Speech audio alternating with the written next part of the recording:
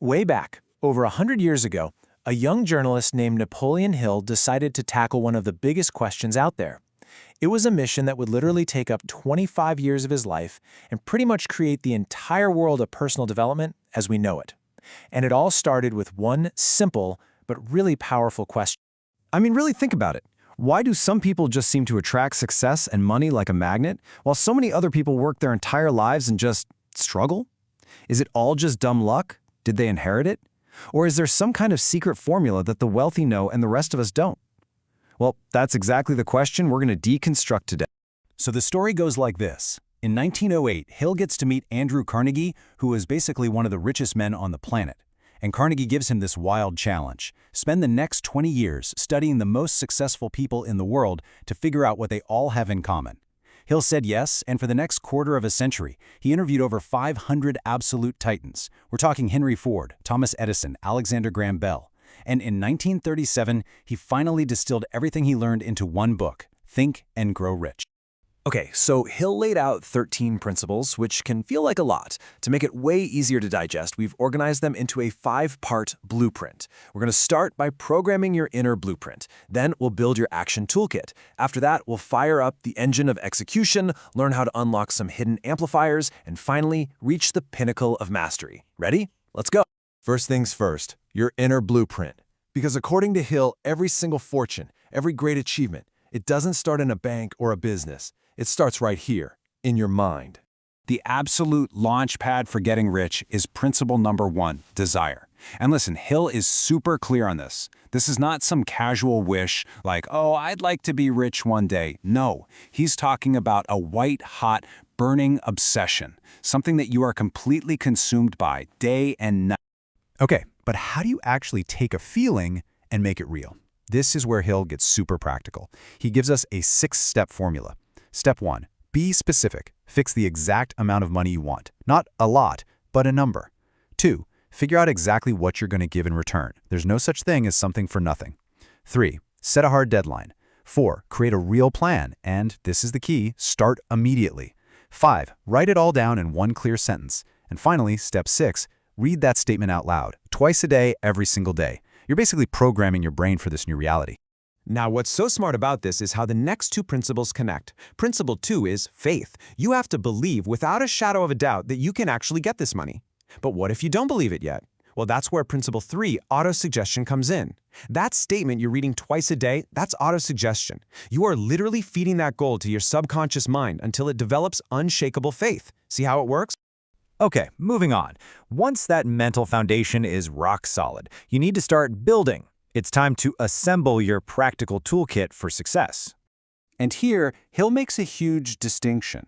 General knowledge, the kind of stuff you learn in school, is great, but it's not going to make you rich. Where the real money is in specialized knowledge. This is deep expertise in one specific thing, something you can use to solve a major problem or provide insane value. You know, Andrew Carnegie didn't know all the technical details of making steel, but you can bet he knew how to find and manage the people who did. That was his specialized knowledge. The next tool in your kit is imagination. And Hill says there are 2 kinds. First, you've got synthetic imagination. Think of this like playing with Legos. You're just taking old ideas and concepts and clicking them together in new ways. Most inventions are born this way. But then there's creative imagination. This is the source of brand new ideas, those aha moments and flashes of genius that seem to come out of nowhere. You need both to really succeed. But look, a great desire and a brilliant idea are totally useless if they just stay in your head, right? The bridge that connects your idea to reality is principle 6, organized planning. This is where you have to get serious and turn your big thoughts into small, actionable steps. Without a plan, Hill says, your desire is nothing more than a daydream. So now we have the mindset, we've got the plan, it's time to light the fuse. These next principles are all about execution, about building that unstoppable momentum. Principle 7 is a big one, decision. Hill noticed that every single hyper-successful person he studied made decisions quickly and confidently. And once they made a decision, they changed it very, very slowly. On the flip side, people who fail are almost always stuck in indecision, second-guessing everything and letting what other people think drive their choices. So what happens when your decisions lead to a dead end, or you fail? That's where principle number 8, persistence, kicks in. I mean, this quote from Thomas Edison says it all, doesn't it? Success isn't about never failing. It's about having the pure grit and willpower to get up after you've been knocked down 10,000 times and just keep going. Okay, let's move into part 4, and this is where things get a little more, let's say, mysterious. But Hill was adamant that these were maybe the most powerful principles of all. He called them amplifiers, these unseen forces that can just multiply your efforts like crazy. So Hill points to 4 of these. First is the power of the mastermind. This is basically the energy you create when you get a small group of smart, driven people all focused on the same goal. Next, there's the subconscious mind, which he saw as this incredible servant that just works 24/7 to make your main thoughts a reality. Then it gets a little more out there. He saw the brain as a physical radio, broadcasting and receiving thought vibrations.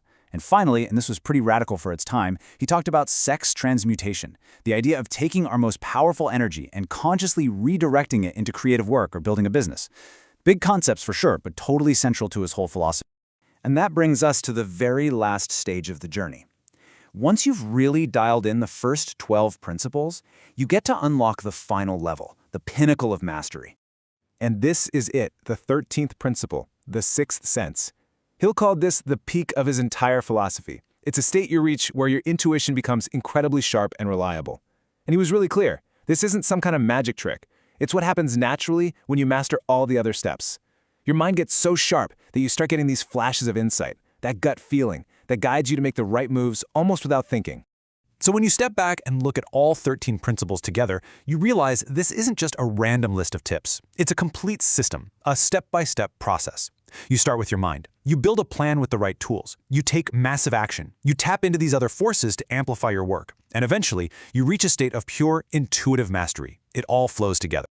And really, if you had to boil down this whole incredible philosophy into just one single sentence, it would be this one, from the man himself. Whatever the mind of man can conceive and believe, it can achieve. It really does all start with a thought.